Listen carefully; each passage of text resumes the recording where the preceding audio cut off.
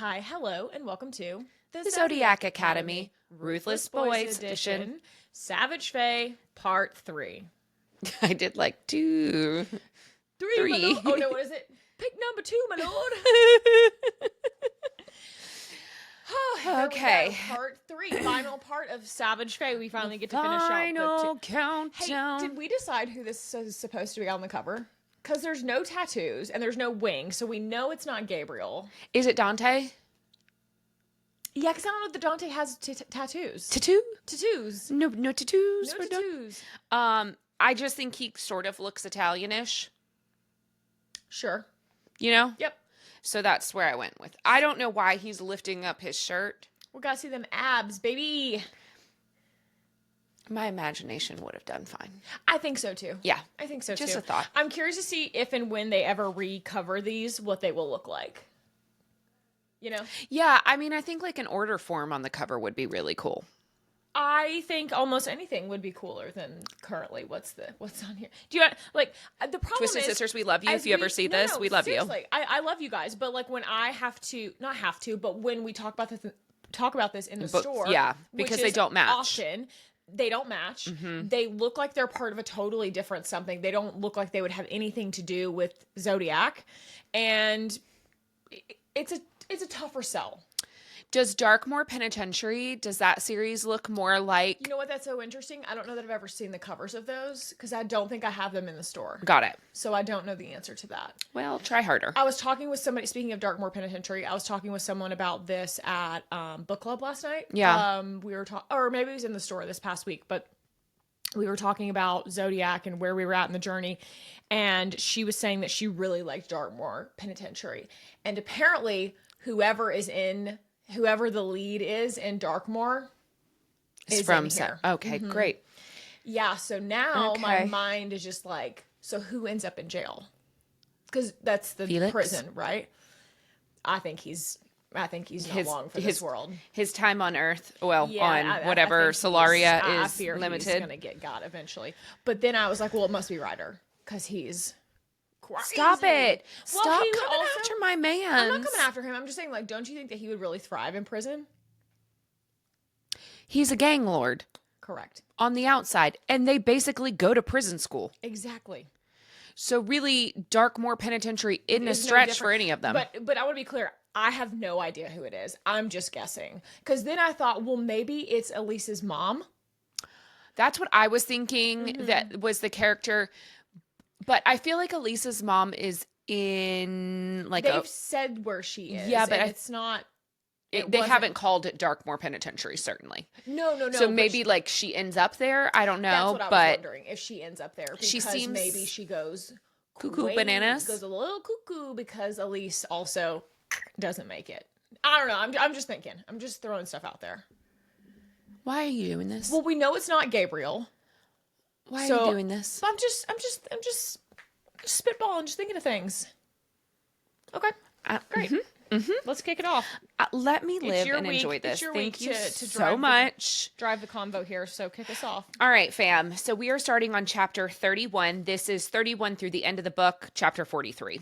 Just in case you needed a little refresher here. Let's do it. Do it. All right. So we start with Ryder himself, my man's. What a man, what a man, what a mighty fine man. Ryder isn't interested in this whole Elise gets a new potions partner. No. Mm-hmm. He's not thrilled. And he storms into Titan's classroom, Professor Titan, while he's eating his little lunchie, and threatens him that if he doesn't make Elise his lab partner again, it ain't gonna be good for him. Poor Titan. And I feel like Titan is sort of on Ryder's team here. Totally. So I don't. Ryder's broken.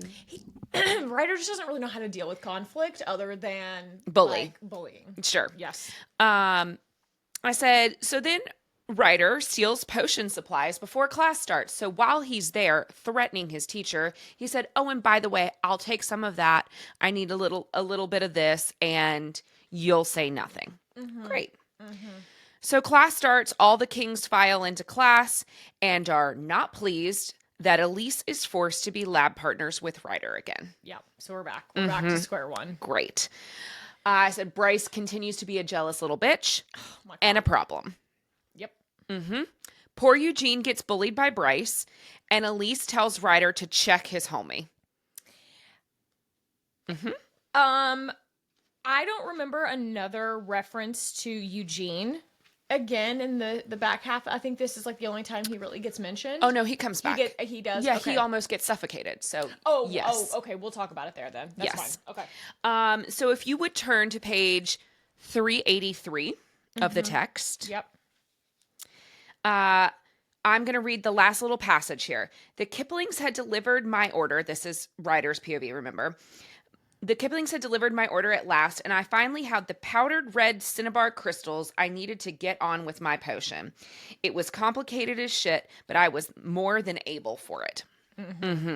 So we finally get the reveal on what the K3 were working on for him. Yeah.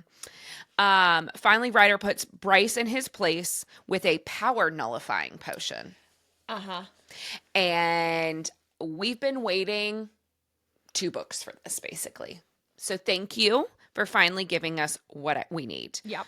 That was the extent for me of chapter 31. Do you have anything else you'd like to add? I think the only thing I would add here is, so the power nullifying potion that he creates obviously comes into play at the end of the book, which we can talk about when we get there. Do we think that that is what his aunt was also waiting on, though, too, was for him to figure out how to make this potion? Maybe. Okay. Maybe. Good this point. Feels like a very big leg up, I would say, against your enemies. If you are able to nullify their powers. I do think that we'll see. Yep. Because we'll see we have the hindsight now, like we finished the book, so we know what happens. So right. We know it does get used later. But do we think that that's what his aunt was actually waiting on? Because she is like, do you have the goods yet? Like, she seems very... No. I don't think so either. I think that's a bit of a red listen, herring. I think that this is important, obviously, for the end of the book. Don't skip ahead. No spoilers yet. Sure. But and probably will be important going forward, just like the nugget that we learned in the last section about him being unaffected. Correct. Yeah. By any potions. Correct. Or anything. Correct. All right. So chapter 32, we flip on over to Elise. Yep. At this point, Elise is tailing Nightshade because Nightshade has a rendezvous with the mystery caller. I have some beef about this. Go on, though. Okay. We can talk about it at the end of the chapter. Interesting side quest that Nightshade can't drive. Okay. Also, I don't love that this is reinforcing a stereotype that About women are bad drivers. Yeah, boo. Because I'm an excellent driver, and the only time I have issues is when I make a right turn because my depth perception is not great. Okay, well, that is concerning. And I also don't care for that when we're taking a left turn across traffic. I don't love that. It's fine. Like when we leave here to go to your house. No, the left turns it's the curb that gets me. It's like I don't know where the curb is. I am the meme about the curbs. Oh, you know what else too? Elise doesn't drive either. There's mention later that correct. She doesn't know how to drive. So none of our ladies in here know how to drive. That's kind of rude. Oh, maybe Cindy Lou does. I hate her. We track Nightshade to an office building, and Elise manages to guess the last digit of the door code because, of course, she does. So this leads us into this underground parking structure of an office building that happens to be Nightshade's off-campus location. That was kind of strange to me. I thought she was like a full-time therapist for the students. Yeah, it's insinuating that she meets patients in her in a practice. Correct. Correct. Is what I'm guessing. So of course there's a layer of security that she has to get through, and it's like a 4-digit code that she puts in. This is wholly unbelievable to me. Okay. Sorry. I think we have the standing bucket of the things that we just got to go. We're just going to put it in here and just move on. I'm adding that. That's going in the bucket.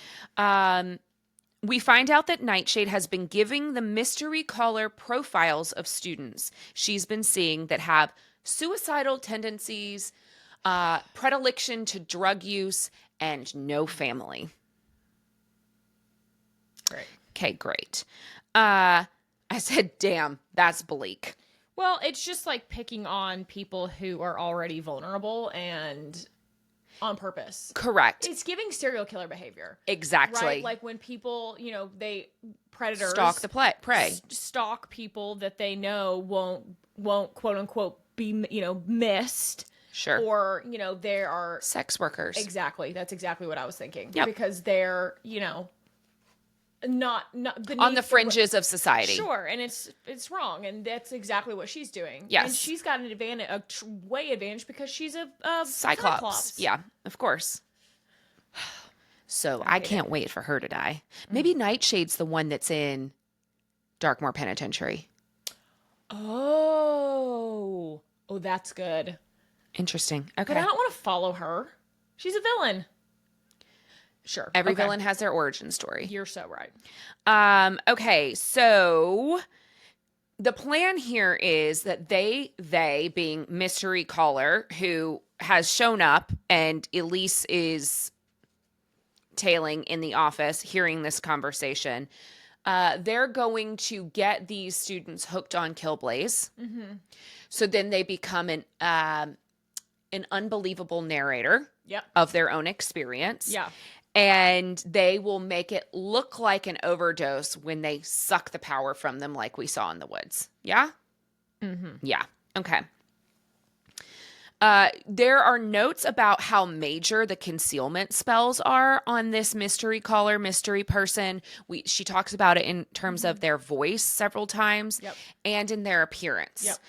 So I think that that's really interesting because Elise tries to follow this person and they apparate Fogwarts. Fogwarts alert. With stardust. Yeah. Mm-hmm. Flu powder. Correct. Nightshade leaves and Elise uses the duct vents to break into her office where she finds a, quote, bunch of random files of students, including Luke Thompson, the kid who died in the woods. Mm-hmm. There are 18 of them in total. Mm-hmm. I said, thank God she took a photo. Yeah, and she makes that comment saying she either didn't recognize all of them or didn't recognize most of them. Right. So is that implying that they've already been whacked, or that she just has not run into these kids on campus yet? Because Luke's in both. Yeah, I think because Luke is in that file, that these are students that have already gone missing. I think that she provided student files to the caller and that he may have taken them with him. 100%. So I think that these are kills. Got it. Okay. I was thinking that this was maybe a hit list, but not everyone had been got yet. Maybe. Yeah. Okay. But I don't know. Okay. Well, maybe one day we'll find out. My hope is that means that we can maybe save a couple of these kids on this list. Well, we know Elise is on the list. She had a file in there? She didn't find a file about herself, but we know she was taken. So sure. I that's what I'm saying. Where is her file? Got it. Is her file sent with the caller? I see. Uh-huh. All right. Anything else you'd like to add from this chapter? Okay, so after reading this chapter, any thoughts on who this hooded figure is? Because I am feeling more and more and more confident that it's Lionel A. Crux. Yeah, I think it gives big Lionel energy. Mm-hmm. Either that or I'm going to forget her name. What's her mother?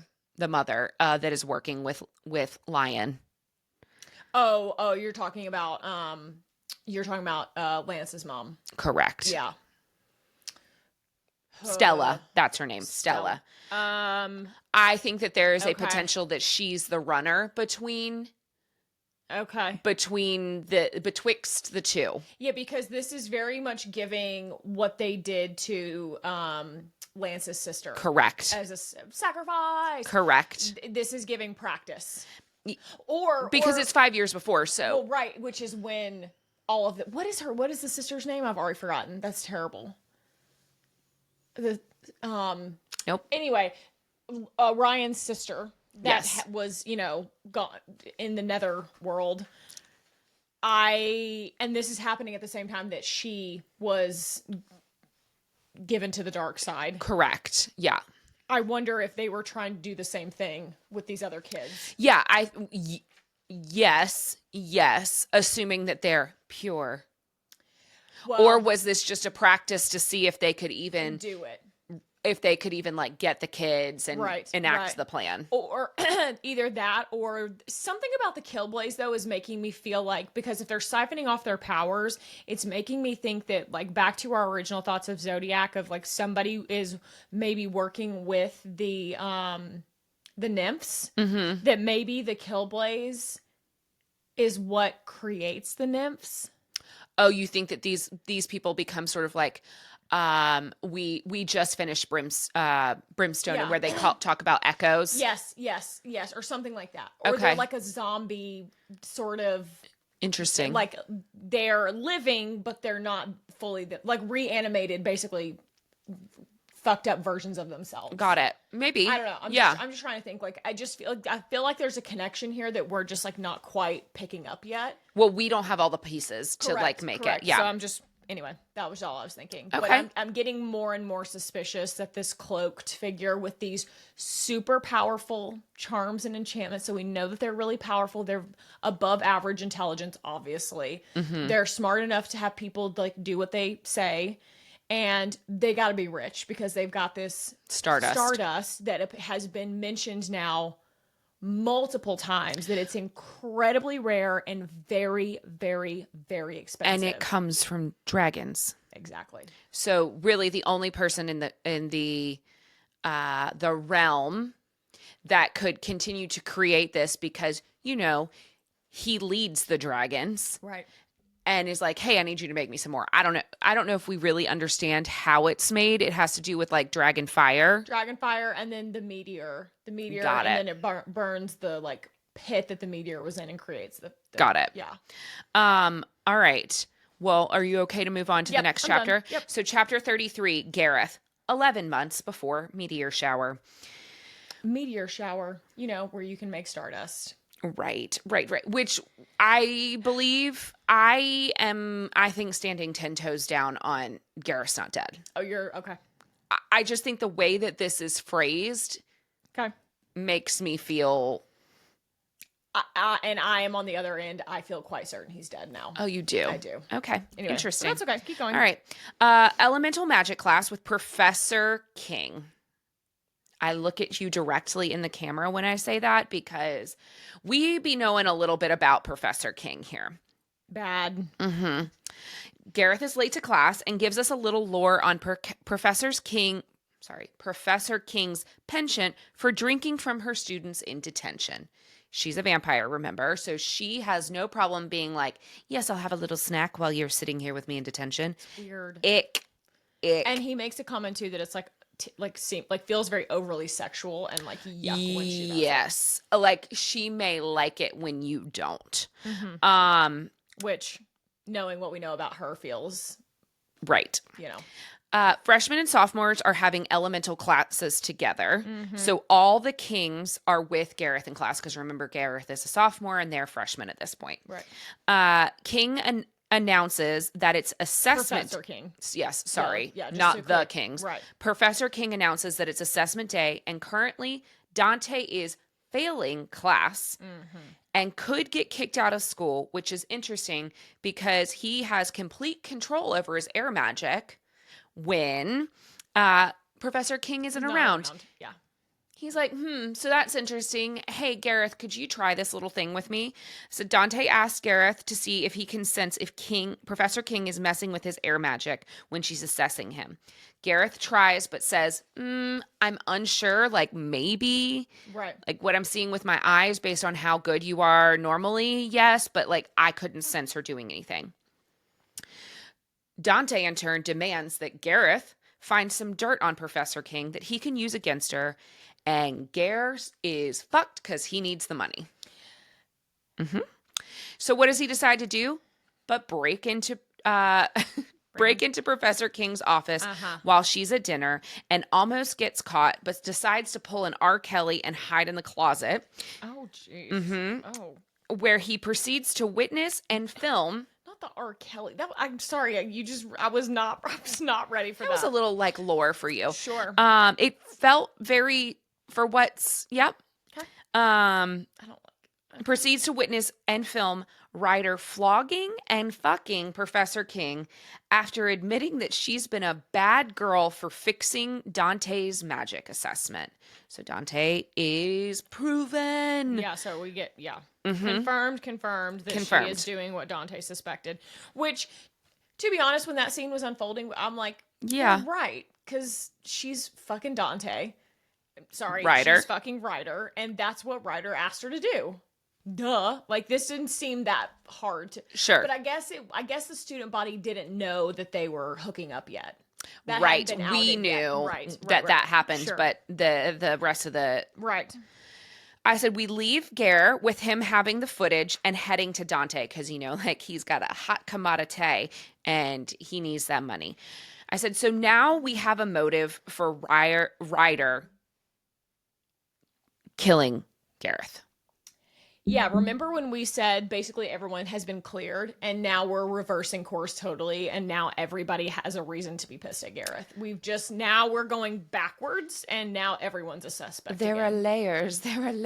Correct. Yeah, which I feel we're going to do several more times back and forth and we'll be a little exhausted and we'll say this could have been 3 books, not 5 or whatever it is. All right, chapter 34. We are back to Leon. I am giggling and kicking my feet. I have really come to love Leo. Yeah, I do. Yeah. I Leonidas. I really like him. All right, so Lover Boy here has concocted a plan. And it's a plan. And I don't know how he thought this was going to go, but yeah. So he's decided to trick Elise into going home with him to his family as his girlfriend, under the pretense of his girlfriend. It's all of this, surprise to Elise. Girlfriend who? Girlfriend what? I didn't agree to this. me girlfriend? Me girlfriend? Your family? Oh, and what? Leon says, if not girlfriend, why girlfriend shaped? And sweet Leo said, well, I knew you wouldn't come if I told you the truth. Which he's not wrong. Not wrong, but also bad. Also sweet. Oh. We also get another mention of Darkmoor Penitentiary. Just a little. I have that clocked. In. Don't you worry. Okay. I have a couple of asterisks for like after this chapter of things that we learned that I thought were interesting. Okay. We meet Leo's dad, Reginald. Well, we've met him. We've met Reginald before, but that was from Gareth's POV. Correct. So we meet Reginald, Leo's biological mom, who is, her name is, hold on, I have it written down here. Where is it? Saphira, sorry. Yeah. Saphira is his biological mom. And then we find out that they're like polyam. So he has 2 other mothers. His mom, or his dad has 3 wives. Correct. Marie and Letitia. Just thought that was interesting. And Leo has planned to have this dinner and introduce Elise specifically when his brother, who again we've met through Gareth, correct, and is a real piece of work, when his brother's not going to be there. So Leo's very excited. He's managed to steal this lime kind of green highlighter colored car, and I'm not sure why he's super impressed, but like fine, whatever. So he picks our girl up in a new whip. He makes it to the house. They introduce the parents. They're like having dinner, and vroom vroom vroom, they hear a car coming down the drive, and it's Rory, the brother. How did Rory know that he was going to be there? I don't know if Rory really did know that he was going to be there. It was just like by happenstance. You think he knew? I just find it interesting that he knew. You think, well, okay, maybe. Just interesting. He says that he had to get out of town from that bank robbery because he just made so much money. Sure. So they all sit down to dinner and... Oh, and he and Rory have different moms. Correct. Also, and they have, biologically have different moms, but they call all 3 women Mom. Yes. And Rory is the golden child, unfortunately. But doesn't have blonde hair. Has dark hair. And that's a problem for Leo. What's a lion that doesn't have blonde hair? It doesn't have golden hair. I'm like, it's giving Scar. We're really the leaning Lion in. King references are just Crazy. Saphira. What's his mom's name? Saphira. Saphira. Mm-hmm. You know that's like the mom. Yeah, I know. Okay. Yeah. Okay. I got you. It's why I wanted to make sure we mentioned. The Lion King, like, Can nods. you You know what? This makes me like the Twisted Sisters even more. I'm like, oh, they're Disney kids. They're leaning in. Love it. Yeah. So they sit down to dinner, and basically Rory spends the whole dinner being an absolute douche. Just trying to one up, put down Leo. Elise is like, what's happening here? Yeah. Like, I can put him down, but you can't. Yeah, it's crazy. That's not going to happen. And we find out that that Rory shows up in the one car that Leo has been lusting after. The Mantorghini, I think is how they want us to say that. Sure. So like a Lamborghini. Yeah. Sure. Mm-hmm. And it's notoriously the hardest car to steal. And like his parents are so excited. Oh my God, you're the best. That's sort of how that POV of the chapter went. Mm-hmm. Couple of things I wanted to note. Okay, you said the mention of Darkmoor Penitentiary I had. Yeah. Did we know Elise was a vegetarian? Okay, I had the same thought. I was like, did we know that? And I do think it was mentioned somewhere in book one, like kind of a throwaway thing. Because it's funny because she's a vampire. Right. And we also find out that Elise can resist the charm of lions. All of them. What does that mean? Charm, charisma. I think she's unaffected, and she didn't feed him either. It was also noted, like when we get to like the dessert portion, and she's like, No, I know, but what does that mean about her? Is this a clue or something about her in some way that we're not like grasping?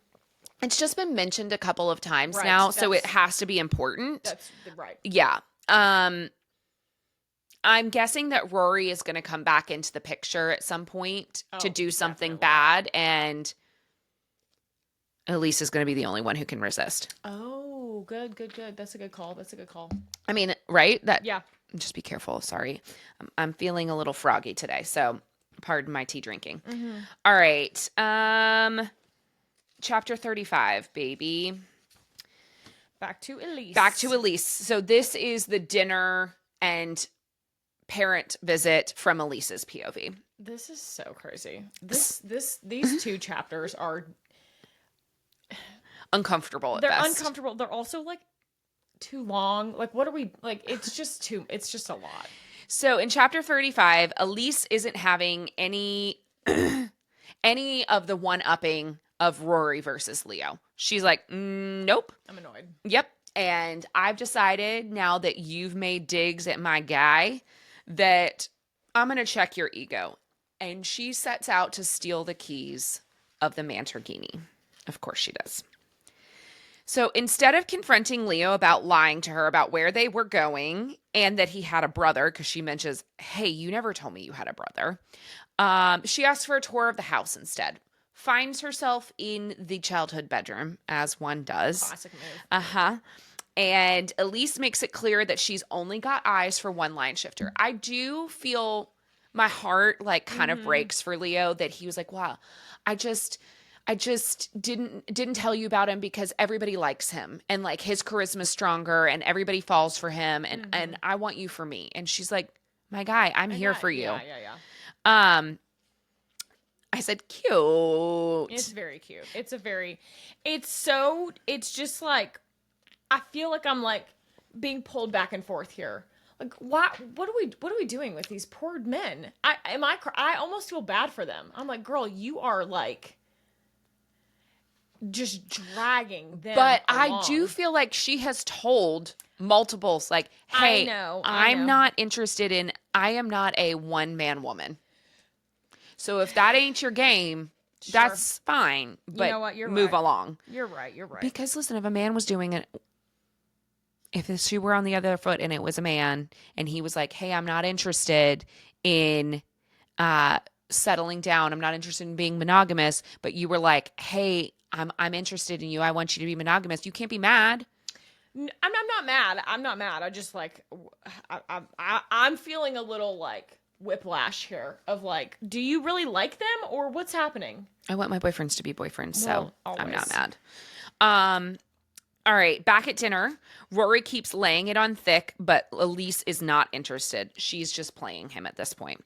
When they leave, Elise whips out the keys and Leon chases them off the property. Damn if Elise isn't rewarded for her little stunt. Yeah. I fear Leo's got game, man. He's got big game. He really does. Big oral game from this boy. Well, as you said last week, Cunnilingus king. For sure. He knows what to do. Yes. All right. And also she is like fully stooping him. Yeah. At this point. So currently he's the only one she's hooking up with. Right. Because Gabriel really fucked that up. No pun intended. My guy's going to come back. Okay, come back swinging. He is. Okay. I can feel it. Great. Well, maybe we'll get there in the next book. Maybe in the next book. Chapter 36, Gareth's POV. 11 months before meteor shower. We are right back to Gareth and the sex tape of Ryder and Professor King. Yep. He's on his way to Dante to deliver the goods when Bryce stops him with a mission for Ryder with a deadline of 30 minutes. Great. So Gareth follows the instructions and drives this random car to the agreed upon spot when he figures out that, there's a guy, a full ass person in the trunk of the car. Great. They're alive. So now he has the moral dilemma of if we let the man out and go, then Gareth's dead. If he doesn't let the man out and delivers him to the agreed upon spot, then the man in the trunk is dead. Oops. I also got to be honest with you. I don't know that I'm taking orders from Bryce too. Like I work for Ryder and I work for Dante. I don't work for you, Bryce. Okay. I'm dead. Like I'm getting got immediately, but like I would have a hard time being like, sorry, am I getting bossed around now by another person? I have something to say. I said, is this really a moral quandary? If it's me or this stranger in the trunk, I'm so sorry it's me. Every time. So I was like, well, I guess he's dead. Bye. That makes us terrible. Please don't think we're terrible people when we do. But like in the context of this book, I'm absolutely. Also, Darwinism, baby. Like you're the one tied up in the back. I'm not. Gotta go. Says the girl who looked at the second in command and was like, I don't follow you. Well, I don't. I don't take orders from you. I don't take no orders from you. All right. So I would be a terrible soldier. You would be a terrible soldier because you would be talking back to authority. I would be asking far too many questions about snack time, rest time, where are we going, when are we going, why?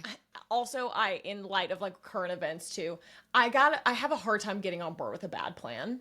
You do. If I think something is a bad idea, I have a very hard time participating. Well, this is perhaps why they only give you a scotch of information. So you can't decide if it's a good or bad plan because you only know that you're supposed to march from here to Timbuktu. That's such a great point. Grunt. Isn't that what they call them? All right. Where was I? Okay. When Gareth shows up, Ryder forces his hand, and now Gareth is involved in the murder of who we come to learn is Mickey. Mickey is a traitor to the Brotherhood who was selling out the locations of Brotherhood members to Felix Oscura for money because he found himself in a tight spot with his family. And I do gotta say, Ryder was like, my guy, why didn't you just come to me? I would have solved your problems. Why are you selling our information on the black market and getting our guys killed? Yeah, I also think that Mickey was like kind of high up. I was getting the vibe that he's not like a well, if he knows where people are going to be, he's gotta. So ultimately, this was a lesson for Gareth about traitors. Snitches get stitches, or in this case, 6 feet under. Yeah. Okay, great. So let us turn now to chapter 37. I just want to. I ain't no snitch. Great. If you get arrested, ask for an attorney immediately, and don't say shit about shit. Yeah, I know nothing, Jon Snow. That's the first. Like, I don't know. What's my name? I don't know. I watched I watched some of these cop shows, and I'm like, brother, ask for an attorney. 25 minutes. Why are we in here yapping these cops? This is completely off topic, but you know the argument currently with Luigi Mangione is He that wasn't Mirandized. Mhm. Oh, I know. Let's not go down that. I know. we can talk about that later. That's There's the a difference. lot to break down there. All right, chapter 37. We head back to my guy Ryder. I said, Ryder is being Ryder, and we meet him trying to suffocate Eugene by burying him in earth in elemental class. Naturally. I said, what's got Ryder's panties in a bundle? Well, Elise and Leo, naturally. Ryder decides that he needs to swap pairs and partners, and demands Leo become his partner because big mad. He wants to whoop his ass. So that happens, and he does make a little comment because Elise then gets paired with Eugene, and they like hug it out, and he's like, "The fuck is Why is she that?" hugging him? Yeah, Ryder, my guy. Ryder is a touch her and die. He's a little jealous. I love it. I'm sick. I understand. These two, being Leo and Ryder, absolutely go feral. They go at it so much so that that Ryder creates a big ass pit in the ground, and Professor Mars has to break them up. Yeah. Okay. Great. Ryder's mad that Elise is hooking up with Leo and not him, but Elise points out that she can't hook up with him because of his dumb deal with Dante. And here we go for what count are we on? The 17th time that everyone is mad about this dumb arrangement that they made. I said, snooze. This is so stupid. This is so dumb. Just Why? Fuck her together and all of these problems will be solved. Is that, I don't know. Break the spell. I don't know. What do we... It's like Sleeping Beauty. Yeah. Break the curse. Elise is the proverbial apple in Snow White. This is one of my favorite lines on 466. You can't be seriously annoyed with me, Elise, as an irritation. You're fucking the Lion King. Listen, it was good. It just made me laugh. I know how you feel about Ryder, but man, I've come around on Ryder. I have. I actually kind of like all of the guys. You don't have a Seth in this book? No. No. And I said last week, I think it was last week or maybe even 2 weeks ago. No, I guess it was last week. I fully walked back my new Seth comment about Leo. Yeah. It is untrue, and I take it back. Because he's a sweet summer child. He is better than Seth. Yeah. And he Seth just can wants to kick steal rocks things. with open-toed shoes. He just wants to steal things and be loved. That's all he wants. Okay. I said, how many times does Elise have to tell them she's a reverse harem gal before these men are going to listen? Also, is this not what they all want? I'm confused. I mean, okay. So they have that conversation, and then Elise is like, hey, will you help me with something? Immediately. Just right in. Elise asks Ryder to help her break into Nightshade's office. And of course, Ryder's like, yeah, fuck that girl. Happy to help. They can't get into, so they break in. They can't get into Nightshade's laptop. And Ryder's like, well, I think I'll just make a cup of coffee. And Lisa's like, what are you doing? And he's like, oops. Proceeds to spill coffee all over her laptop. Well, if we can't, no idea where that was going. I didn't either. I thought that they were going to like take it to a computer, fix it place and try and break in that way. Or so. I didn't know. You break, I fix. Correct. Is that where you're going?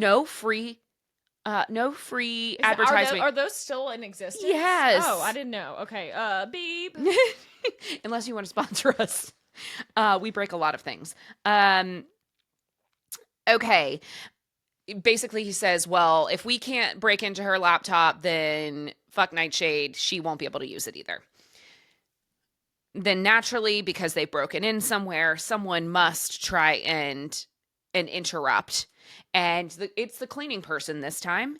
Almost catches them, and Ryder improvises and makes it look like they were about to hook up and comes damn close to breaking his deal with Dante. Okay. Anything else you'd like to add? I just liked them trying to guess her password. And Ryder says, her password isn't satanic bitch. Any other ideas? Oh, they go through a whole litany. She goes, have you tried sourpuss trout? What? What are we talking about? That gives very yeah. Geraldine. Yeah. She tries loser whore, can't drive for shit, and invasive fish lips. Okay, you guys aren't even really trying. Did you try her birthday? Like, come on. Did you try 1, 2, 3, 4, 5, 6? Did you try her pet name? Don't give anybody ideas. All right. Anything else to add to 37 that you had flagged? Okay. Chapter 38, we are back to our girl Elise in Cardinal Magic class. Yep. We find out that Professor Titan actually did follow through on his word to report the incident in the woods to the Fib. Naturally, the Fib decided not to investigate because, she's a drug addict. Great. But we did have some, I wanted to make sure I called that out because we were very sus about Titan and whether he was actually here to help or not. So at least he did something he said he was going to do. Cindy fucking Lou. I hate her. I hate her so much. I hate her. I hate her. I hate her. I hate her. I hate her. Great. She pretends to stumble and manages to slip something into Elise's bag. But Elise sort of knows that she did this. She knows that there was something up with the bag and kicking it under the bench and I guess, but not enough because she gets caught like a right. dummy. That's what I mean. I'm like, why wouldn't this is why we don't put purses on the ground. I have weird things about that. All right.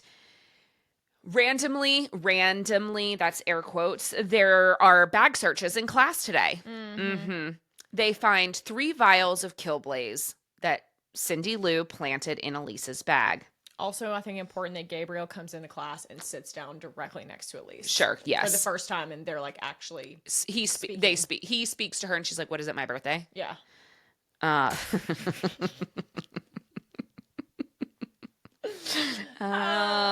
put that in my repertoire, my rotation. Elise is like, "That's not mine." The classic. I never seen that. I ain't never seen that before. Again, get an attorney. Correct. Not mine. I'm holding it for a guy. I said Elise gets detention and Cindy Lou gets knocked the fuck out by Elise. I love it. I do like that they immediately get to at this school throw hands. Yeah. There's not a lot of build up to the fight. They're just fighting, brawling because it's prison. Gabe speaks up and says Elise was holding the drugs for him, and now they both get detention. She's like, "What the fuck?" All right, please turn to page 481 if you would. Sorry, I have to get there myself. All right. I'm going to read a quick little passage. They are now in detention, and Nightshade, of course, is running drug court. Correct, where they have to watch one of those videos. You all saw them at school, whatever. When we arrived, we found the door already open and some students from other classes sitting inside waiting for the movie to start. Harvey Bloom caught my eye for a moment before turning away again just as quickly. I wasn't surprised to see him here with the druggy populace, and I guessed I couldn't blame him for avoiding me after I tried to force information about King out of him. I still wanted to know who the hell he got drugs from, though, and it just wasn't a wise move for me to keep pushing the way I had. Okay, so Bloom is back.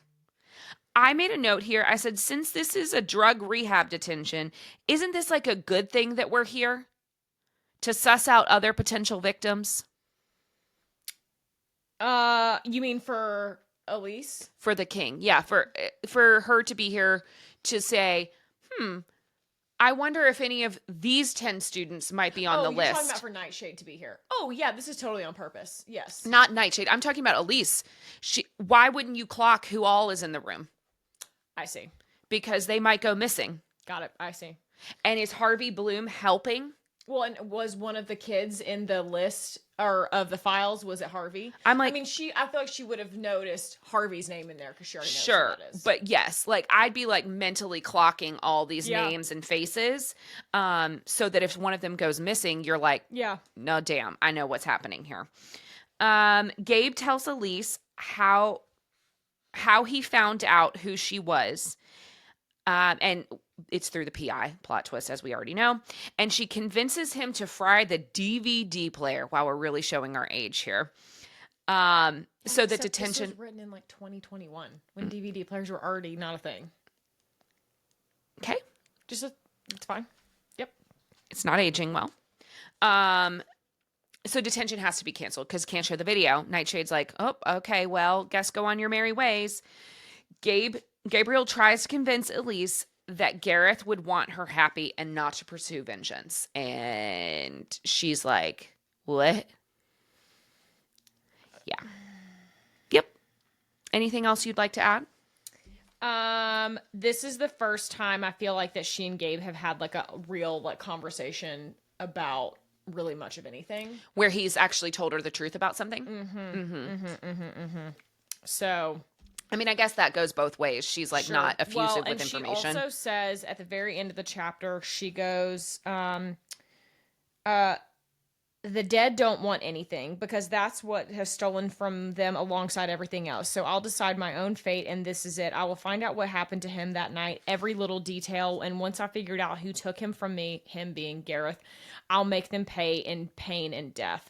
And I think Gabriel finally is like, oh, she's willing to like get herself killed to find out who hurt her brother or who murdered her brother. Yes. And I think Gabriel is like, oh, this is, I think, what kicks him into gear of like, if I don't help her, she is going to die. Okay.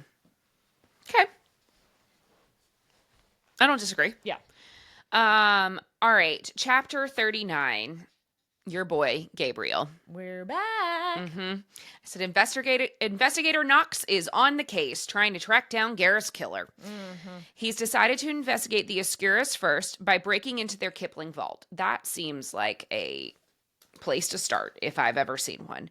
On page 493, if you will turn... all right, so he is in the Kipling vault. Gabriel is, and he's trying to pick the lock. It's a very serious lock, and a strong magic. So he is having to throw all of his energy at it. Right, and he's there because he thinks that is where Dante would hide any sort of incriminating evidence, and he was on the Dante is on the list that Gabriel makes. Yeah, perhaps let's read this list. Yeah. So we've got Dante Oscura, Cindy Lou Galaxa, Harvey Bloom, Leon Knight, and Lorenzo Oscura. Now, we know Lorenzo's deceased. So he's not off the list, but we can't ask him anything. Right. We can't inquire. I think for all intensive purposes, mark him off the list. Yeah, because I think that he was just an addict. Point? Yeah. Right. All right. This is this passage that I'm about to read is talking about the site. So from his perspective, he's saying, oh, fuck. Sorry, before you move on, though, notice who isn't on the list. Ryder. Interesting. So his companionship or partnership hasn't come out? That's a great question. But he's not even on Gabriel's radar. Interesting. Go on. That's a good call. I was on the verge of a panic attack, my mind buzzing as the sight showed me that night like I was reliving it all over again. Stop. Please fucking stop. My heart thumped, missing beats, totally wild as I tried to draw breath. I'd do anything to take it back. How could I share a room with Elise knowing what I did to her brother? How could she ever forgive me? So this is really, I feel like, the first time where we're starting to get a little bit more information. It's coming in drips and drabs of what he actually did to Gareth. And, I mean, did he, like, beat the crap out of him? Well, a little earlier on that page, it says... The second layer finally fell of the spell, and I knelt on the ground panting as my magic flickered and waned. I could do it. I'd fucking make sure that I did for Elise and for Gareth. And all the guilt that choked me up made me want to puke. I pushed at the base of my tongue like bile as it flashed of the night that ran through my mind. His blood spilling across my skin, the way he groaned and flailed, the way I held him close and spoke those awful words in his ear. You're nothing. Why is he bleeding, though? Because he overdosed. And his body didn't show any signs we are not aware of being attacked. So is that even the night that he died? Who saw the body? That's a great point. Nobody, I'm guessing. They were just told that it was an overdose. Right. I am incredibly convinced, so I do not think that Gabriel killed him. I think he could have helped him and didn't intervene to save him. Or he watched, or he something. But he's acting like he doesn't know who did it. It's interesting. You know? Yeah. I mean, I guess he doesn't. The site runs him. He doesn't run the site. Yeah. So, because I'm like, why wouldn't you have just seen this, right? Like how the Elise portion of this, right? Sure. Like, why wouldn't there, but, That's not how the site works. Right. Right. All right. And he's also saying, like, that night. Like, this could be, like, the night before he died. Like, this isn't necessarily the night he died. As far as we know. And we know they're Fae, and they know they can heal. So he could have something horrible happen. Let's just say he got the shit beat out of him for something. Right. He whispered this in his ear. He is able to heal himself. Someone heals him. And then the next day, he's gone. Dies from, quote unquote, dies of the Killblaze overdose. Okay. Just a thought. Yeah. Not necessary, but anyway. So Gabriel uses the site. Now shows some control over it. Yes. He begs it, and it shows him. He uses the site to guide him to a flash drive, and he steals some Stardust on his way out because he's like, "Well, you got a ton in here. You won't miss one bag." Mistake. Exactly. Mistake. That's 101. Back in his rooftop roost, Gabe searches the thumb drive and finds all the blackmail that Dante has on Grayshine, Ryder, etc. And then there was a video of Gareth. On page 497, I kept scrolling, glad when I didn't find my name amongst the endless list, but my heart jolted when I found Gareth's. My finger hovered over the button before I clicked on it, fearing what I'd find. Then I tapped the button and the video started playing. A guy was on a tiled floor covered in blood while someone punched him again and again. My mouth fell open as whoever was filming stepped to the side, and Gareth was lit up standing over the unconscious man on the ground as Leon Knight drew him back. I didn't recognize who the victim was as he lay curled in Gareth's shadow. Blood speckled Gareth's face, and his eyes were wild with something dark and forbidding.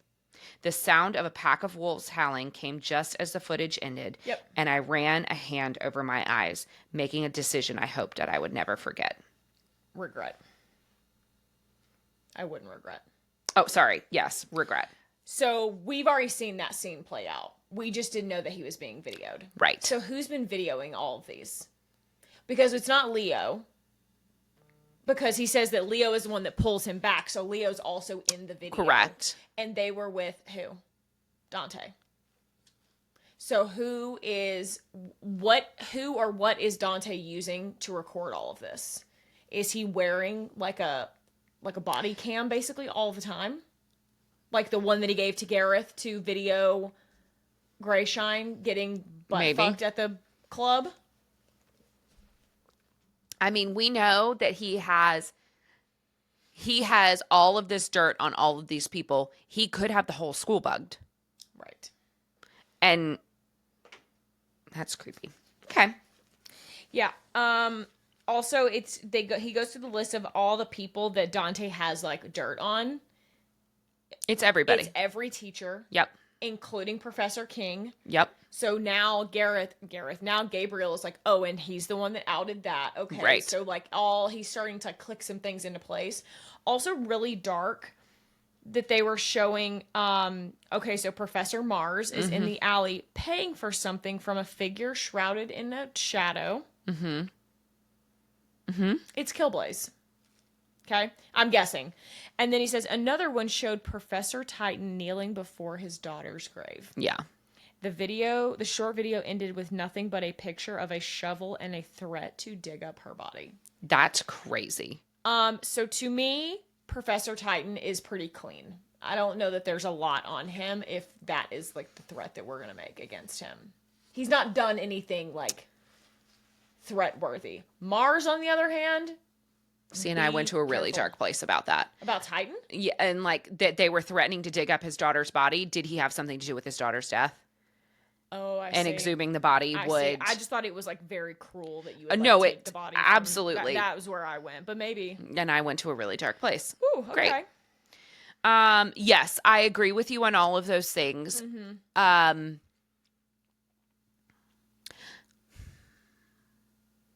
Why doesn't he have dirt on Gabriel? Or does he? And we just don't know about it yet. It's not on the thumb drive. Yeah, but that's dumb. Why would you put it all on one thumb drive? I'm just saying. As we have noted, we're not dealing with like criminal masterminds here, obviously. Yeah, but he also is smart enough to have dirt on everybody. I don't know, Amanda. I don't know. All right. Chapter 40, we are back to Elise's POV. We are back at the dorm room, and for lack of a better word, Elise is bored.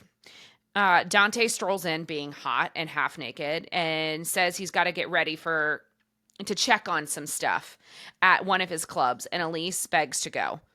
to the black hole. Okay. I just have a brief mention here on 504 when they're in the car. On the way, there is a tarot deck, and he's like, "Go ahead, pull one," and she pulls the Lovers. Of course she does.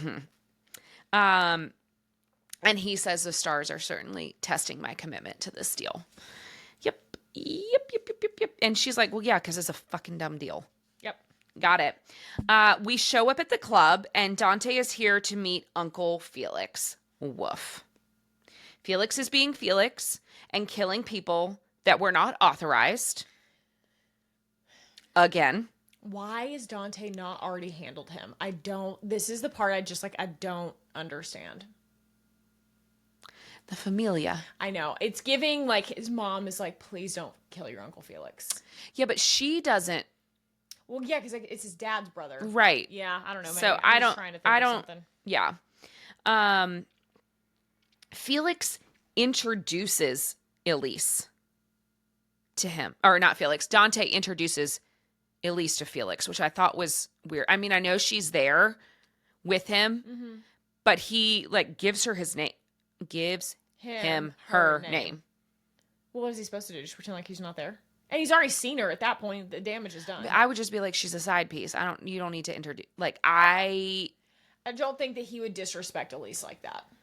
Is where I'm wondering. I just feel like introducing her to him is more dangerous than trying to play this off. He should have never brought her to the club then, because he knew he was going to meet him. So if that was the case, then he should have said, "I'm so sorry." Well, as we see, you can't come. Well, it's a good thing she shows up because she saves his ass. Sure, but like, yeah. All right. Elise panics when she gets introduced to Felix because she's like, "Oh, I be knowing about this guy from the news, and he is a teetotal psychopath." When I heard that he was your uncle, I thought maybe he was like distant, not involved, but he's very involved in the business. Or again, like, you use the term uncle as like term of endearment, not actually uncle. Like no, he is your dad's brother. He's blood, baby. Close. Felix basically says, "Oops, I should have sent another message canceling our meeting that you came here for. Because I took care of it. It was no big deal. Go have some fun, guys." Liar. Immediate red flag. Immediate I said, not flag. Sus at all. No. Dante and Elise head to a private room, and she dares him to dance for her. The way that this made me cringe reading this. I said, she dares him to dance for her Magic Mike style, since the Ryder deal prevents them from doing much else. Okay. And we close the chapter on him going full Channing Tatum, as mentioned. Genuine's pony. Okay. Soundtrack. I'm just very confused. Yep. Chapter 41. We go to Dante. This is Dante's sort of POV of what's happening. So now it's Elise's turn to dance for Dante. But because we can't have nice things, drama must ensue. Screams are heard from the hallway, and Dante peeks his head out to find the strippers are running about and blood is being shed all over the place. He spots Ryder from across the room, as I imagine they sort of like lock eyes.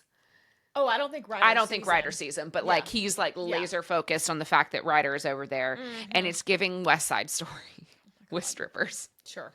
Um, I think it's important that we just note here that the song choice for Elise was "Dirty" by Christina Aguilera, yes, and that's just important. No other comment. I mean, I said what it was for Dante, so only fair. This was an important distinction. I just think it needs to be said. That was an interesting time in Christina's life. She's a woman of taste, obviously. Elise. Yeah. Bloodshed ensues, and Ryder has poisoned the air supply. So all of his guys, the Brotherhood, have come in with gas masks on. And I'm like, well, this can't be good. Mm-hmm. And what do we revisit? The power nullifying spell.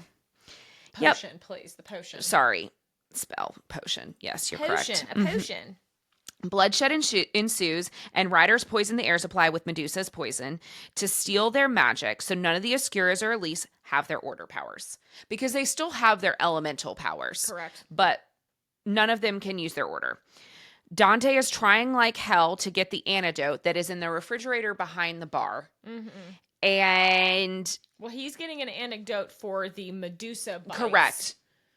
There is no anecdote that we know of or the poison that Ryder whips up. It just like starts to kind of fade. Right. It takes time, but he needs help in a big way. Mm-hmm. So he hops over the bar. Ryder is after his ass, and Elise sees what's going on. She then puts herself in between Dante and Ryder and refuses to leave, but helps Dante make it to the antidote in the refrigerator. Mm-hmm. It's going to work, but it's going to take a bit. So basically, he's a sitting duck. They're all sitting ducks at this point. Anything else you'd like to add? No. All right. Chapter 42 is from Ryder's POV, and it is his version of the fight. Battle Ryder POV. Mm-hmm. Ryder has all the Oscura hostages lined up in the club, demanding that they tell him where their leader is. I said, this is an interesting phrase, as we'll learn later. Mm-hmm. Mm-hmm. The last of the Oscura gang members make a play for Ryder, and they're dead instantly. So Scarlet is with Ryder, right there with him. There were 2 gang members, and the rest were associated with the Brotherhood. I think they were just or like, the Oscura. They're just like strippers and like patrons correct. Of the bar. They are associated because they were in the space, not because they know anything. He refers to them as civilians. Bystanders. I don't think that they know shit about shit. Right. So now Ryder's like, well, fuck. Any chance at getting any knowledge is gone here. Yeah. So here we go. And I said, Dante, or was it Elise, wields air magic from a hidden spot and starts to steal the oxygen in the room. So now Ryder and his gang are being suffocated, essentially. Mm-hmm.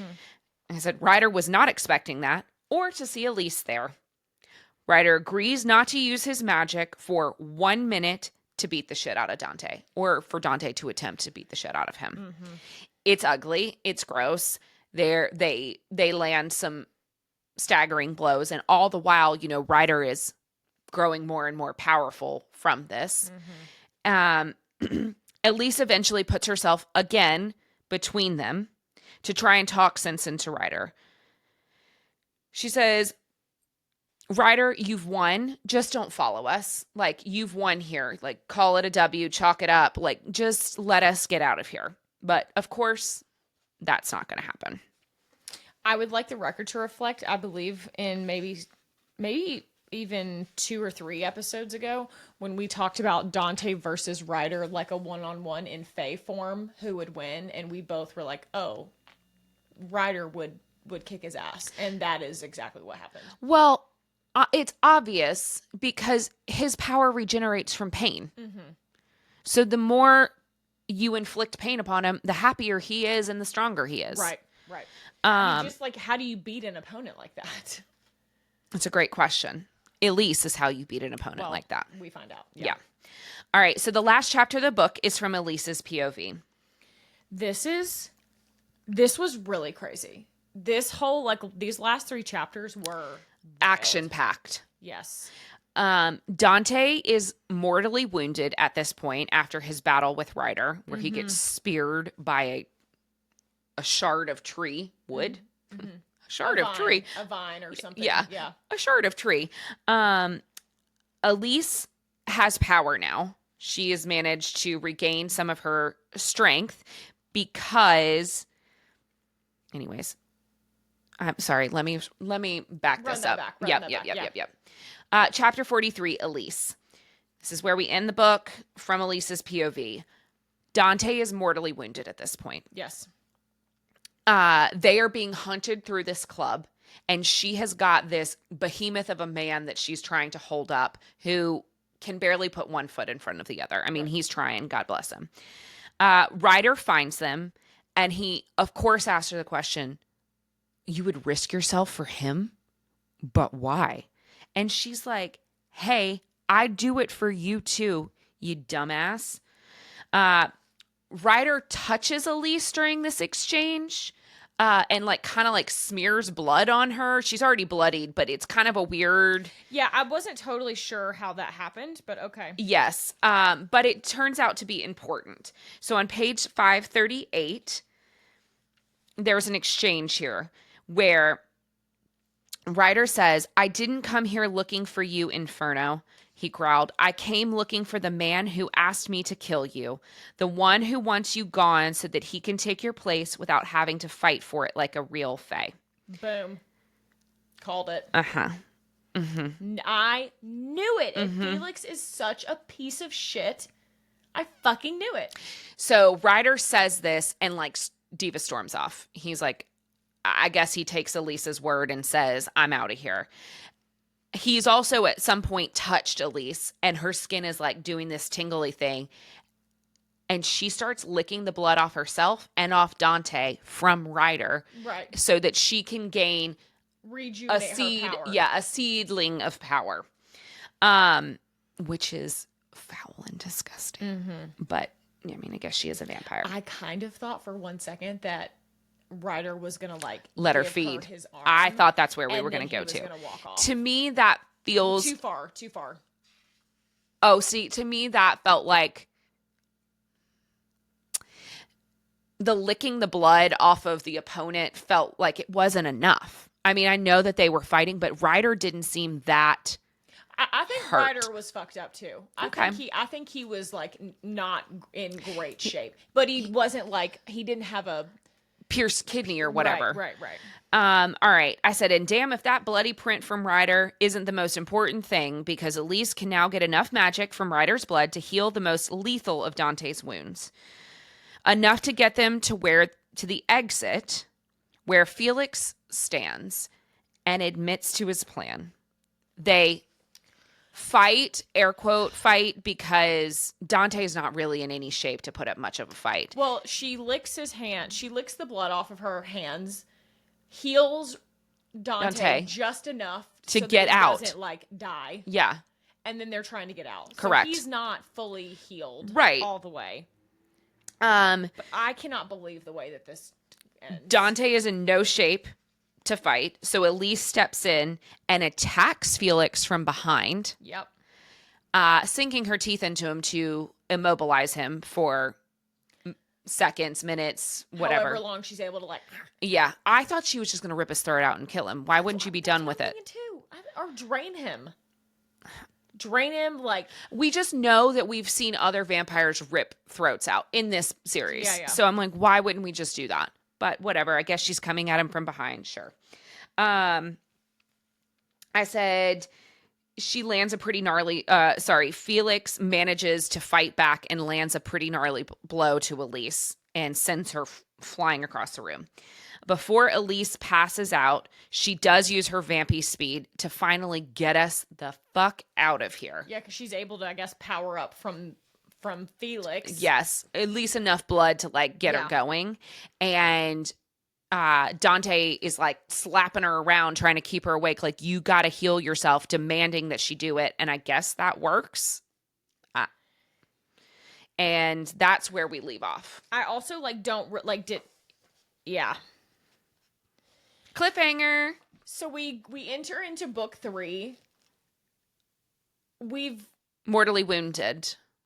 well, I'm not. I mean, won't we've say- healed ourselves, but yeah, like yeah, I think yeah, team good guys down. couple things. We could have resolved this. Well, okay, so we enter into book 3. We still have not gotten to the end of Gareth's timeline, which we have had confirmation. I think we talked about this in the last episode too. We have had confirmation from fellow readers that are already done with the series. You do not get resolution until the end of the 5th book, Which is crazy. yeah. So that continues to go on. Dante now knows that Felix has put a hit out on him. Mm-hmm. To Ryder. Mm-hmm. Ryder, it seems, didn't know that Dante and Elise were going to be at the club.